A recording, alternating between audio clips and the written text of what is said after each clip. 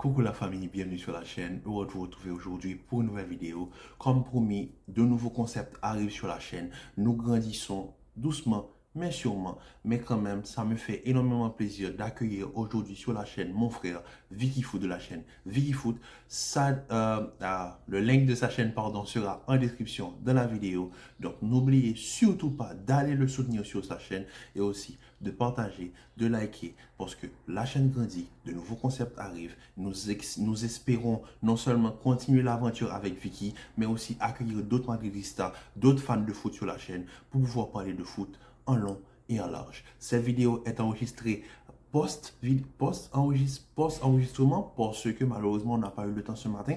On est un petit peu pressé. Donc, la famille, je vous souhaite à tous un beau visionnage et restez en paix en santé. Commentez, likez, partagez et on se dit à très vite sur la vidéo. Alors la famille, nous accueillons Vicky sur la chaîne. Vicky, comment vas-tu? Salut à tous, j'espère que vous allez très bien aussi, toi aussi frérot, j'espère que tu vas très bien, moi un peu stressé, mais donc voilà, c'est un nouveau concept, on va débuter ensemble, je suis très content, et toi aussi comment tu vas? Ça va, merci, ça va, merci.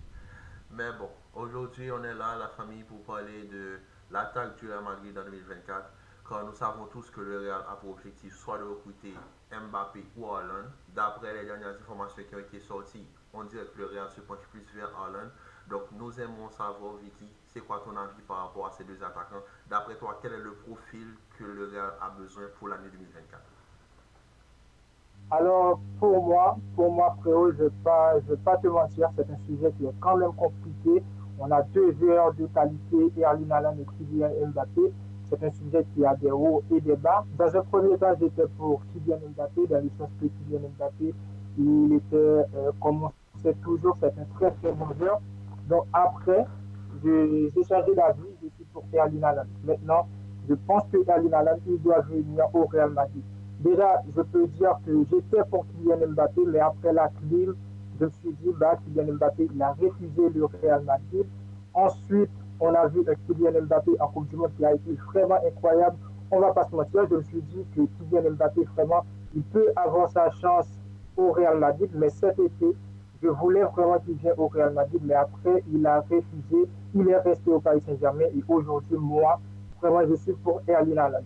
Donc Vicky, d'après toi, tu penses, je dis pas que tu penses pas qu'il a pas sa place au Real Madrid, mais suite aux deux derniers mercato qui se sont passés, tu penses que le train ne passera plus une troisième fois, même si à mon avis, sachant que Kylian c'est comme un petit peu euh, une obsession pour Florentino Pérez, est-ce que tu penses qu'il faut que Florentino Pérez continue sur cette obsession ou bien passe à autre chose avec un profil plus complémentaire au trio qu'on a déjà, c'est-à-dire Vinicius, Bellingham, Rodrigo, sur un profil plus comme Erling Haaland?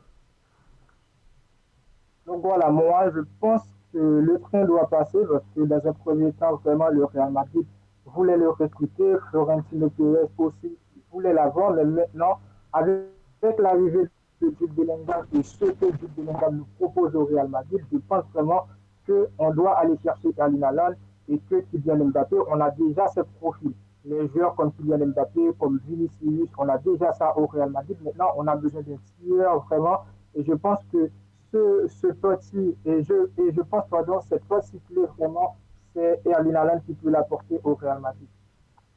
Ouais, sachant que Erling Haaland et Bellingham sont très très amis. Ce sont des amis. Et il faut pas aussi avoir ce côté, voilà, vu que c'est mon ami, il vient au Real, tu vois ce que je veux dire? Donc moi-même, je pense que pour moi aussi, Non, Erling Haaland, non, moi je vais te dire, pour moi aussi, Erling Haaland, c'est le profil complémentaire. Parce que le côté déstabilisateur sur les côtés, on l'a déjà avec Vinicius et Rodrigo. Si tu regardes bien sur le voilà. profil de tueur, on n'a pas ce profil-là. Au Célou, si tu mets, tu te souviens du match face à Girona, si tu mets Arlon à la place de Océlou, il n'y a pas 2-0 à la mi-temps. Il y a au minimum 5-6-0. Parce que les occasions, le Real les a. Le milieu de terrain, il est là. Maintenant, c'est en attaque que ça peine. Maintenant, moi, je suis d'accord. Maintenant, il y a une chose. En 2024, Arlon a une clause à 150 millions. Mbappé est libre s'il ne renouvelle pas.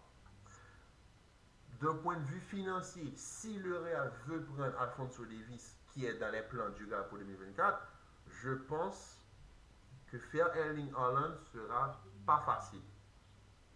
Ce ne sera pas facile. Donc, vraiment, À mon avis. vraiment, c'est ça, ce serait vraiment compliqué de recruter Erling Haaland. Et ensuite, je pense que le joueur, il coûte à 100 à 170 millions d'euros. Ce serait quand même compliqué. Mais aujourd'hui, on a un effectif, je trouve, qui a besoin de Erling Haaland. Parce qu'aujourd'hui, on n'a pas de numéro 9. Certes, on va chercher Alfonso Davies en tant que latéral. C'est très bien de renforcer les deux latéraux. Mais aujourd'hui, pour moi, Erling Haaland, c'est le joueur clé. Vraiment, il doit venir au Real Madrid pour compléter Jude Bellingham. Parce que déjà, on a un Jude Bellingham aujourd'hui qui, pour cette début de saison, explose avec le Real Madrid. J'espère bien sûr qu'il va continuer et en fin de trêve internationale. Parce que oui, la trêve, durant la trêve aussi, il a été très très bon.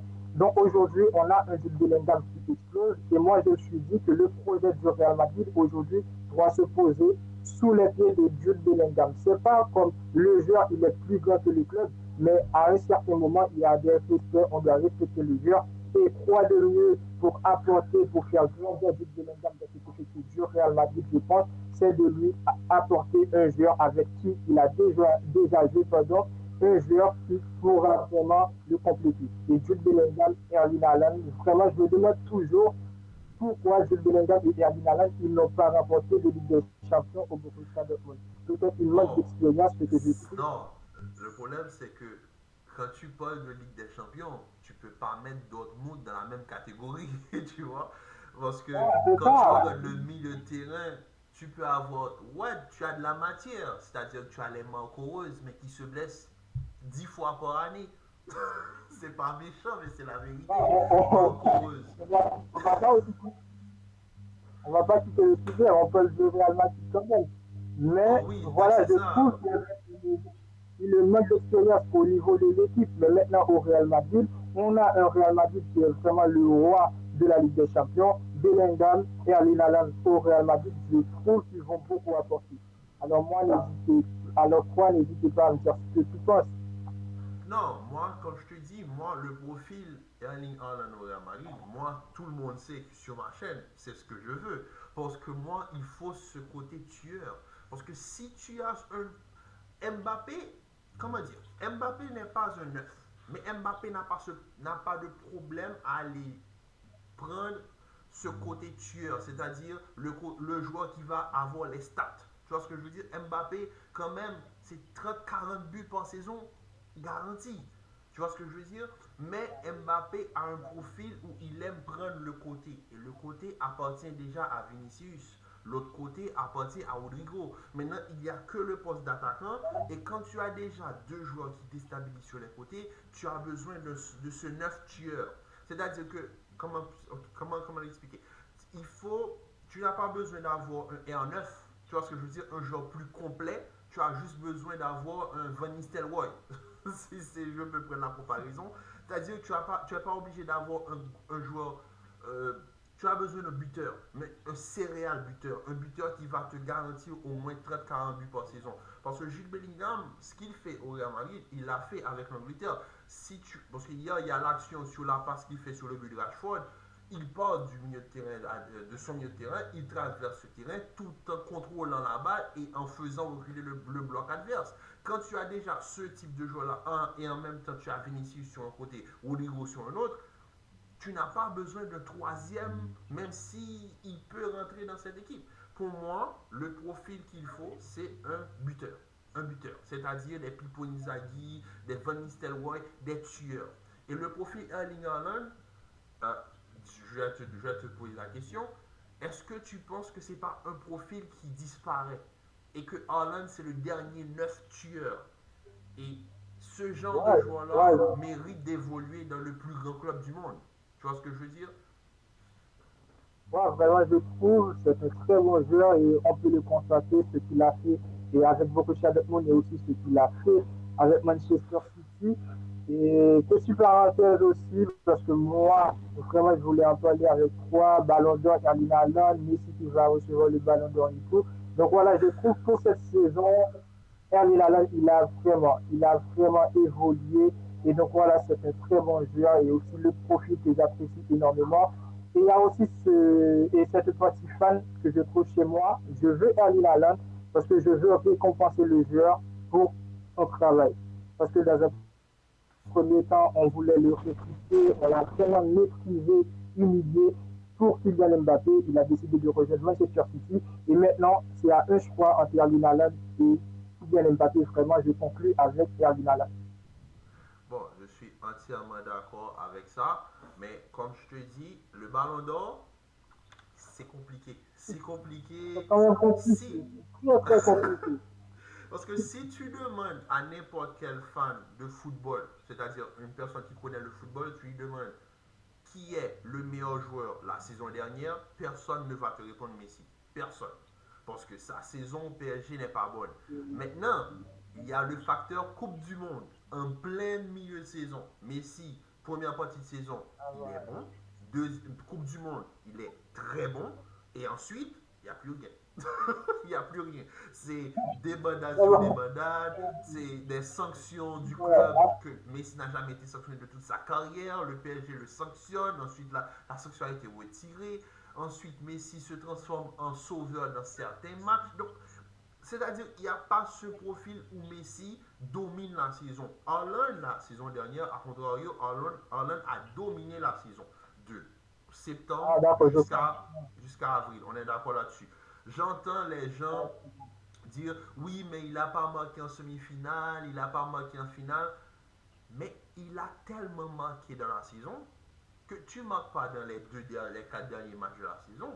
Ça n'enlève pas tout ce que tu fais pendant la saison. C'est-à-dire, l'excuse qu'il n'a pas marqué en finale ou en semi-finale, pour moi, c'est littéralement faire cadeau du ballon d'or à une autre personne. Parce que si c'est pour ça, eh bien, le deuxième meilleur joueur de la saison, même si tu regrettes la globalité de l'Europe, c'est pas Messi.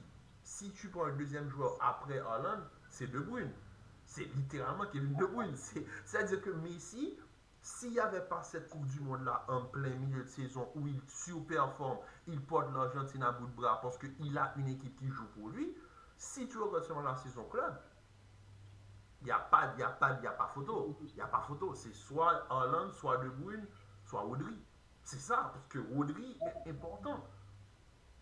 Pour moi, c'est Maintenant, ça. on laisse le sujet, on va le Messi et Terminal. Non, mais ça, Ok, c'est parce que c'est important. C'est important. C'est important. d'accord, c'est très important.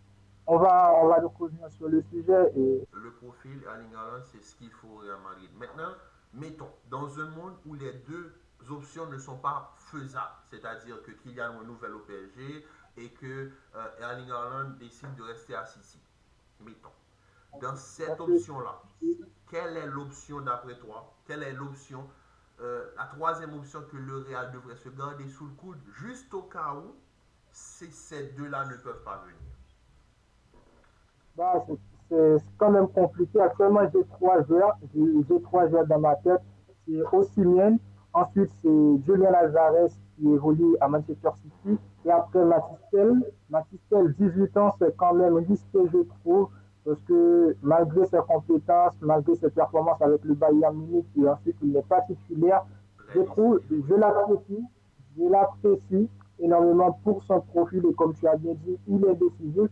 Donc voilà, j'aimerais le voir au Real Madrid, mais maintenant, est-ce que c'est dans une place de titulaire? Ce serait vraiment, je ne C'est sais pas quoi compliqué. dire. Parce que Ouais. envoyer au Real Madrid, il y a les pressions et tout, ce serait vraiment compliqué. En tout cas, moi, je reste avec trois options. C'est Osimhen, qui a actuellement 24 ans, qui évolue du côté de Napoli. C'est un très bon joueur.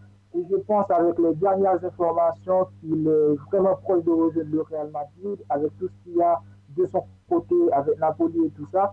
Donc voilà, je suis pour Osimhen au Real Madrid si vraiment on n'a pas un Kylian Mbappé, on n'a pas un Erling Haaland l'an prochain. Donc, et toi, tu penses quoi? Moi, personnellement, je suis d'accord. Osimhen, je pense que tout le monde le veut au Real. Tout Madridista voudrait Osimhen au Real Madrid. Mais moi, j'ai juste un. Au fait, j'ai même deux joueurs qui, pour moi, doivent se relancer. Et si ces joueurs-là sont bien entourés, il n'y a pas moyen qu'ils échouent. Il y a Vlaovic à la Juventus. Parce que Vlahovic, avec tout ce qu'il y a autour du football italien, des joueurs qui vont être suspendus, etc., et l'adjoint, tout ce qui ne performe pas au haut niveau, pour moi, Vlahovic a ce profil de tueur que recherche le Real Madrid. Vlahovic, on l'a vu à la Fiorentina, il était moyennement entouré et malgré ça, il arrive à super performer. Maintenant, si tu le mets dans une équipe où il aura pas de, c'est-à-dire ce rôle de numéro un où il sera le numéro 2 d'un joueur comme Vinicius et de Bellingham, je pense que Vlahovic pourra performer à ce niveau. Et mon deuxième choix qui peut-être diverge un tout petit peu du tien, c'est comme tu as pris Matistel comme espoir, moi aussi je vais prendre un autre, mais c'est un joueur, c'est Sesko, qui évolue à Salzbourg, qui est un bon joueur. Le Real déjà a des yeux dessus, parce que j'ai vu les informations, ça m'a fait énormément plaisir.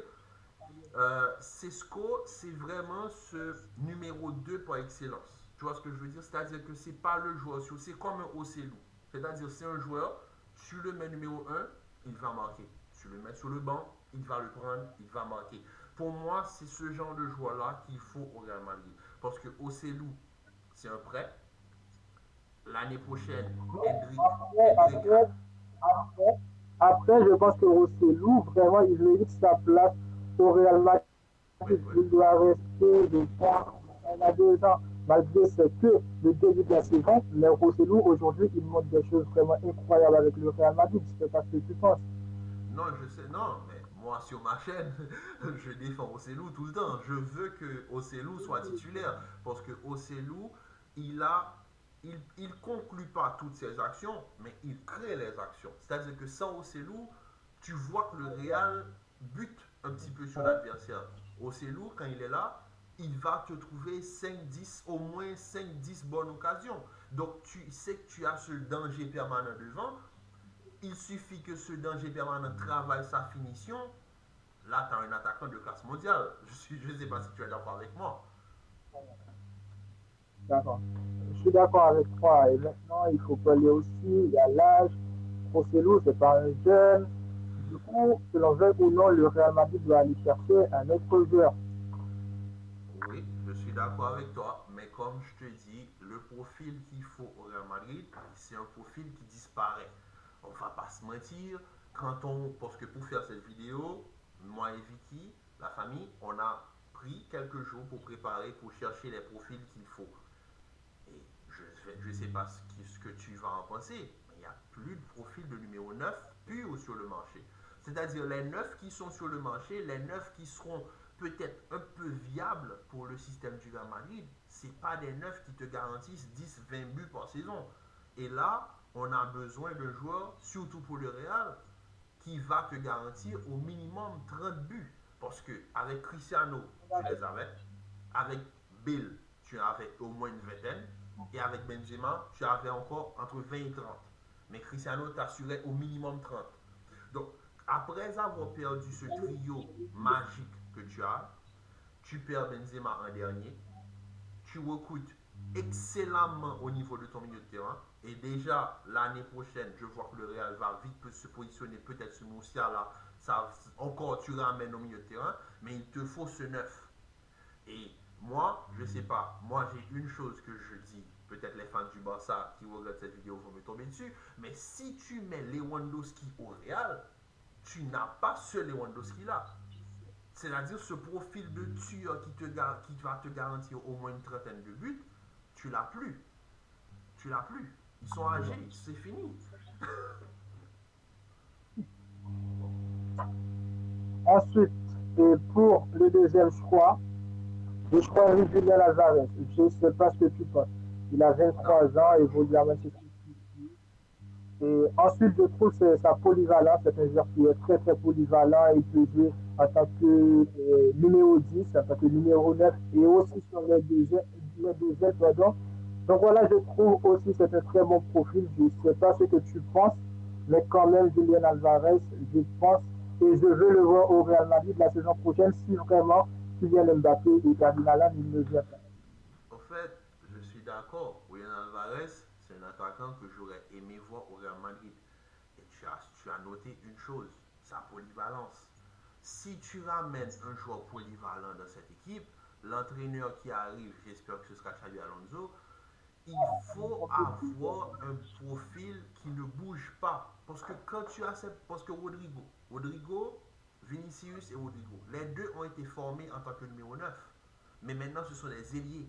Tu vois? Et ces genres de profils polyvalents qui peuvent jouer à différents postes, les entraîneurs ont tendance à les bouger tout le temps.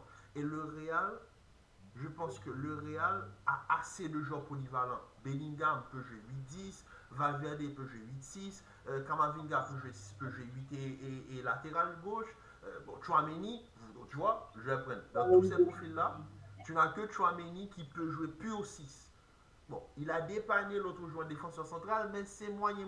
Donc, tu prends Chouameni en tant que pur 6. Quand il n'est pas là, dans le milieu de terrain, ben, tu vois que le Real ne joue pas. Le Real joue mal.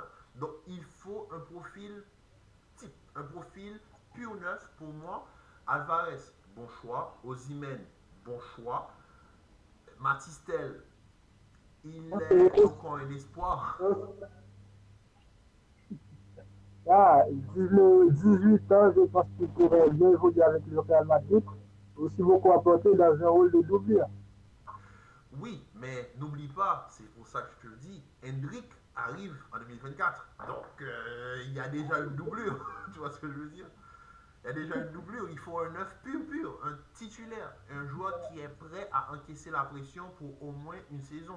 Au moins. En attendant peut-être en 2025, je ne sais pas. Mais au moins une saison où tu as un neuf de qualité qui peut te rassurer au minimum 20 à 30 buts. Ah, ok, je comprends. Yeah. Parce que le Et, Real... Hmm? Non, tu allais dire quelque chose? tu veux continuer. Non, parce que j'allais te dire que sur le profil d'attaquant qu'on regarde sur le marché, si tu regardes bien, il y a qui? Il y a les Richarlison, les Darwin Nunez, les Gabriel Jesus. C'est pas des joueurs qui te garantissent, je sais pas, 10, 15, 20 buts. Gabriel Jesus, sa meilleure saison, je pense que c'était 10 buts. Et c'est la meilleure saison de sa carrière. Et là, c'est un attaquant jeune, mais qui commence un petit peu à rentrer dans la maturité de son football.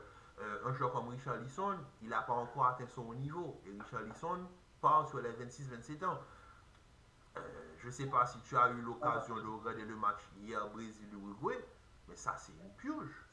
Regarder ce genre de match-là, c'est une purge. Ça n'a pas de sens. Donc voilà, après toi, et selon tes choix, tu conclus avec qui parmi les trois joueurs que tu as choisis?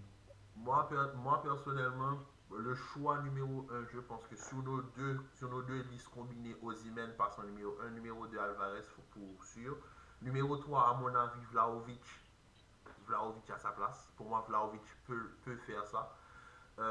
Sesco et Matistel sont encore des espoirs, donc on va les laisser un petit peu grandir dans leur club avant, avant que le Real se positionne, parce qu'on a déjà beaucoup de jeunes dans cette équipe. Donc après pour moi, pour le choix que j'ai fait, je me demande aussi est-ce que le Real Madrid va forcer derrière Osimhen l'été prochain quand on sait que l'entraîneur vraiment qui voulait de Victor Osimhen, c'est Carlo Ancelotti qui ne va pas rester au club. Maintenant, si Xavi Hernandez il vient, est-ce que vraiment il va vraiment forcer sur Victor Osimhen? Alors pour mon choix, je mets Julian Alvarez en premier, Victor Osimhen, en essayant d'être beaucoup plus réaliste. Moi, je le veux vraiment au Real Madrid, mais est-ce que l'été prochain il va venir? On ne sait pas vraiment. Est-ce que le nouveau entraîneur du Real Madrid fera de lui sa cible vraiment? Je ne sais pas, mais je mets Victor Osimhen et en deuxième et comme tu crois bien, Mathis Delage. Après, tu as parlé du jeune là, j'ai oublié son nom. Le jeune qui va arriver au Real Madrid, cet été, j'ai oublié son Hendrik, nom. Hendrik, Hendrik, Hendrik vraiment, c'est un très bon joueur. C'est un jeune vraiment, je pense qu'il va réussir bien sûr au Real Madrid. Donc voilà, il va venir bien sûr. Et j'avais vraiment oublié parce que si j'avais en tête que Hendrik il va arriver, j'allais pas recruter un joueur de 18 ans, malgré que c'est un joueur qui a beaucoup d'expérience. Mais Hendrik, je pense qu'il pourra faire le travail. On aura Rossellou, bien sûr. Si Rossellou il décide de rester, Hendrik, il va rester. Et après, moi, vraiment, je prends le choix numéro un pour essayer d'être plus réaliste. et Julian Alvarez. En tout cas, moi, je suis entièrement d'accord avec toi. Je suis entièrement d'accord avec toi. Mais aussi, parce que tu parles de Xabi Alonso, si Xabi Alonso vient en tant qu'entraîneur du Real Madrid, Xabi Alonso et les attaquants nigériens, on voit le matching. Parce qu'il y a Victor Boniface là-bas à Leverkusen, il marque but sur but. Donc, je pense que si Xabi Alonso sait que Xabi Alonso, je suis sûr que si Xabi va venir au Real Madrid, il va demander une certaine assurance. Et cette assurance-là, le Alors, Real va lui accorder cette assurance, je suppose. Je suppose. là, vraiment, il faut qu'il ait de l'assurance pour mener à bien ce projet au Real Madrid parce que le coach, vraiment, il va choisir des gens à écouter. Et actuellement, au Real Madrid, je ne sais pas ce qui se passe parce qu'on l'a vu dans les médias. Lorsque Carlo Ancelotti il veut recruter un joueur et que Florentino Pérez il n'aime pas le joueur, c'est derrière le cas de Victor Osimhen. Florentino Pérez aujourd'hui, il s'oppose, il dit bon, moi je dois recruter Kylian Mbappé et laisser Osimhen. Mais Osimhen, il a été vraiment choisi par Carlo Ancelotti. Ce que je trouve aujourd'hui, est-ce que Florentino Pérez il va décider d'obéir face à Xavi? Alors moi, je dis vraiment que les choix, ce serait vraiment incroyable parce que vraiment le coach, il va arriver, il va choisir de les écouter. Et je pense que c'est la chose vraiment qui va apporter une bonne équipe, un très bon effectif. Alors moi, je pense pas ce que tu penses. Non, je suis d'accord. Je suis d'accord, comme tu le sais, je suis d'accord avec toi. Maintenant, comme je te l'ai dit, et je l'ai déjà dit dans ma vidéo concernant le mercato du Real Madrid, le Real Madrid est en construction. C'est-à-dire que le Real Madrid planifie ses mercato un an à l'avance. Il ne pouvait pas recruter Osimhen, sachant que Osimhen était encore sous contrat au Napoli et que le Real n'avait pas planifié cette dépense. Moi, je dis juste une chose. Si le Real doit dépenser pour Osimhen, le Real doit planifier Osimhen. Maintenant, j'attends. C'est pour ça que j'attends le mercato hivernal pour plusieurs choses. Premièrement, je vais voir si le Real va encore attendre Kylian Mbappé. Parce que là, pour le moment, on est là, on attend. On spécule peut-être que Kylian ne va pas renouveler. On ne sait pas. Kylian, moi, si je suis le Real Madrid, après la dernière fois où il a renouvelé peut-être 2 jours avant la fin du mercato, avant le début du mercato, si je suis le Real Madrid, si je n'ai pas une réponse claire aux environs de décembre, je passe à autre chose. Tu vois? À ce moment-là, je planifie Osimhen pour l'été prochain. Parce que là, le Real planifie Alfonso Davis, on sait déjà que c'est une planification. Ensuite, tu vois, on te dit le Real observe, observe, observe. Parce que le Real n'a pas encore pris la décision de quel est le deuxième joueur qui arrivera en 2024. C'est-à-dire, c'est pour cela, et je pense que la communication du Real, je ne sais pas, maintenant je vais te poser la question, ces derniers temps, il y a une communication qui est sortie soi-disant que Haaland est le favori. Est-ce que c'est pas une stratégie pour forcer Kylian à prendre une décision plus tôt? C'est-à-dire, si tu ne nous donnes pas une réponse en décembre, janvier, ah ben frérot, c'est fini pour toi. Moi, je pense que c'est un moyen de pression que le Real utilise pour acquérir Kylian Mbappé beaucoup plus tôt dans la saison. Je ne sais pas ce que toi tu en penses. Bah moi, je pense quoi vraiment? Parce que dans un premier temps, je pensais comme toi, j'ai dit que c'est peut-être pour mettre de la pression à Kylian Mbappé. Mais en essayant d'analyser les choses, on voit bien qu'aujourd'hui, au Real Madrid, on a un joueur vraiment, un joueur qui peut attirer Erling Haaland dans cet effectif. Quand on a Jude Clairement. Bellingham aujourd'hui, Mhm. et comme je dis bien, et je ne vais pas arrêter de le dire, Jude Bellingham et vraiment avec Erling Haaland, c'est deux joueurs qui sont vraiment complémentaires, comme je dis bien. Donc voilà, quand on a Jude Bellingham, on a sur Erling Haaland, je trouve que c'est quand même réaliste, c'est une chose qui peut se faire. Oui, oui, je suis entièrement d'accord avec toi. Je suis entièrement d'accord. Maintenant, moi, si je suis le Real, je ne fais pas tous ces va-et-vient en communication. Écoute, moi, Kylian, ça fait 3 ans qu'on attend. 3 ans. 3 ans. 3 ans. Et franchement, je, j'ai tout Oh mon entendu ami, j'ai tout entendu, il voulait pas jouer avec Ancelotti, qu'il ne veut pas jouer en pointe, et qu'il veut jouer à gauche, et que ça doit être lui le centre du projet, etc. Écoute, voilà, 3 ans. trois mercato qu'on a, parce que on rate Erling Haaland à cause de Kylian Mbappé. On rate Haaland à cause de Mbappé. Donc pour moi, sachant que Haaland n'a coûté à City que 60 millions, 60 millions. Le joueur pour 60 millions, City, si tu dois aller le chercher, tu dois payer 90 millions de plus. Ça n'a pas de sens. C'est-à-dire que tu dois ajouter non seulement doubler son prix et ajouter encore du tiers du prix pour lequel City l'a acheté. Le bénéfice pour City est énorme, sachant que City a déjà Alvarez en tant que second couteau. Moi, je pense, franchement, ce jeu de communication de je t'aime moi non plus avec Kylian Mbappé, ça doit s'arrêter. Il faut que nous, Madridistas, nous, fans du Real, on ait une réponse claire. On va où? Est-ce qu'on va vers Kylian? Est-ce qu'on attend Kylian? Ou est-ce qu'on peut espérer voir le cyborg norvégien venir à Madrid? Parce que moi, cette affaire de Kylian a déjà une maison à Madrid, ceci, cela, j'ai déjà entendu ça plusieurs fois. Il faut une réponse claire. Parce que moi, personnellement, Bellingham Haaland, ça a marché très bien à Dortmund. À Dortmund, il n'y avait pas ce bagage technique qui entoure Bellingham. Quand on voit à quel point Bellingham arrive à surperformer, parce que ce qu'il fait là, s'il y avait un vrai neuf, il ne le ferait pas. C'est-à-dire que Bellingham arrive à surperformer parce qu'il est bien entouré. Maintenant, voilà, si tu peux ramener un ami avec lequel Bellingham s'entend très bien, sachant que Haaland ne va pas empiéter sur le territoire de Vinicius, Haaland ne va pas empiéter sur le territoire de Rodrigo, Haaland ne va pas empiéter sur le territoire de Bellingham, il faut un Il faut jeu. dire aussi, Hmm? il faut dire aussi qu'il va compléter le secteur offensif du Real Madrid. C'est exactement ça. C'est-à-dire que tu as ce profil complémentaire à tes joueurs et je ne vois pas pourquoi on fait encore du tâtonnement. Parce que quitter Kylian Mbappé et aller vers Erling Haaland, voyant le contexte de l'effectif actuel, je pense que c'est la solution la plus intelligente que le Real ait pu prendre dans les dernières années. Maintenant, moi je le répète, Kylian Mbappé est une obsession pour Florentino Pérez.